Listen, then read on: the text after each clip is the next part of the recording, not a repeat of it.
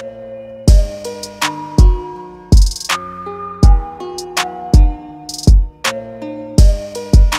jemaat Tuhan yang saya kasihi, dalam episode kali ini kita belajar satu topik firman Tuhan yang saya beri judul adalah sekali terang, terus terang.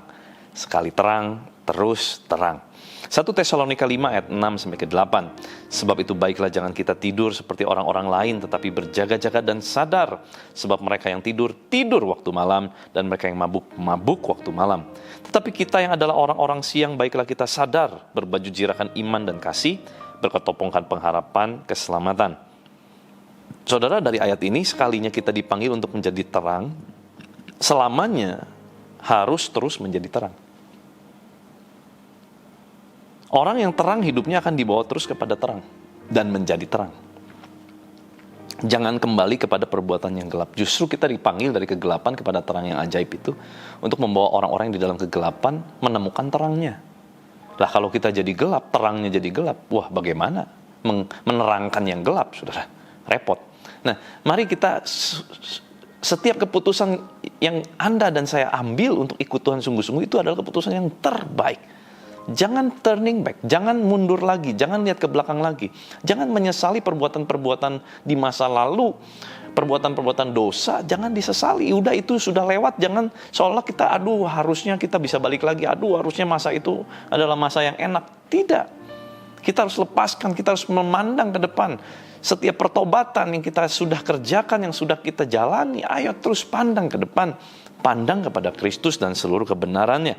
Maka dikatakan yang mabuk-mabuk pada waktu malam. Artinya selama kita izinkan gelap itu menguasai hidup kita, maka kita akan jadi orang yang mudah untuk mabuk-mabukan.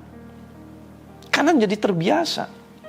Jangan kita ada dalam satu kondisi yang membuat kita akhirnya mudah untuk jadi orang yang kembali kepada kehidupan lama kita. Apa yang menjadi tantangan terbesar dalam kehidupan kita? Misalkan, ya, tantangan kita adalah kita memang gak siap untuk pegang uang dalam jumlah besar. Hindari. Izinkan istri kita atau suami kita yang pegang uang, supaya jangan sampai kita melakukan pelanggaran. Pahamilah kelemahan-kelemahan yang ada di dalam diri kita, evaluasi, dan jangan jumawa, saudara. Jangan berbangga diri seolah-olah, oh enggak nih, kuat nih, hebat nih. Enggak lah. Setiap kita punya kelemahan. Setiap kita punya yang namanya sisi gelap yang dulu pernah menjadi kegelapan.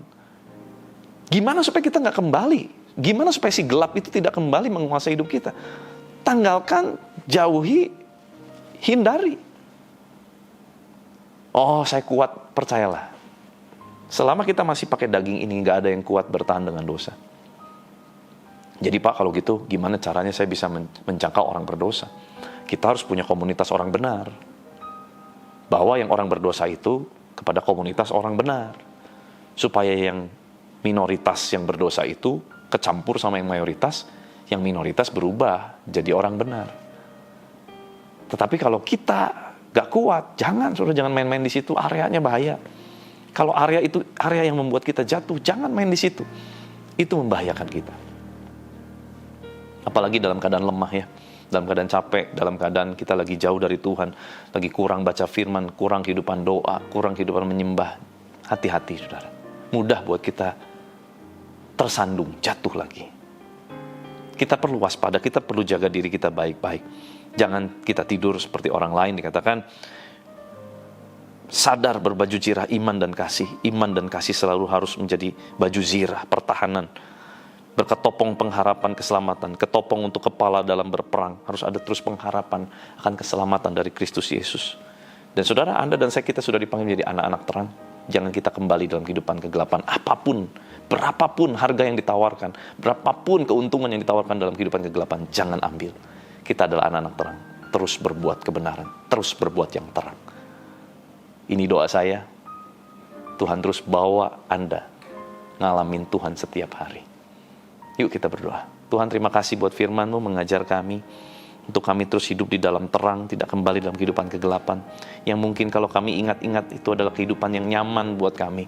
Tapi kami nggak mau Tuhan, kami mau kehidupan yang sekalipun mungkin nggak nyaman buat kami, tetapi yang menyukakan hati Tuhan, yang terang, yang membawa kami kepada kebenaran yang ilahi, yang sesuai dengan prinsip firman Tuhan, itu yang mau kami kerjakan setiap hari. Tuhan tolong berikan kami kekuatan, kemampuan. Kami perlu kasih karunia-Mu Tuhan yang memampukan setiap kami. Tolong Tuhan setiap kami. Jangan sampai kami jatuh di dalam dosa. Jangan sampai kami jatuh di dalam kesalahan di masa lalu. Tetapi Tuhan bawa kami terus semakin kuat di dalam Tuhan. Roh yang terus semakin berakar dalam di dalam Engkau. Kekuatan yang terus baru yang Kau berikan. Untuk kami terus boleh dipenuhi dengan kasih karunia-Mu. Lepas dari segala dosa, pergumulan, kejahatan-kejahatan di masa lalu. Tuhan, biar terus mata kami memandang kepada Engkau. Karya salib Kristus menjadi terus panutan kami. Terima kasih Bapa. Biar Tuhan berkati seluruh aktivitas umat-Mu sepanjang hari ini. Apapun yang mereka kerjakan, Tuhan jadikan berhasil. Terima kasih Bapa, di dalam nama Tuhan Yesus Kristus, kuasa kehidupan, kuasa kebangkitan Kristus Yesus, Tuhan mengalir memerintah atas setiap kami di dalam nama Tuhan Yesus Kristus. Haleluya. Sama-sama kita katakan amin. Tuhan Yesus memberkati.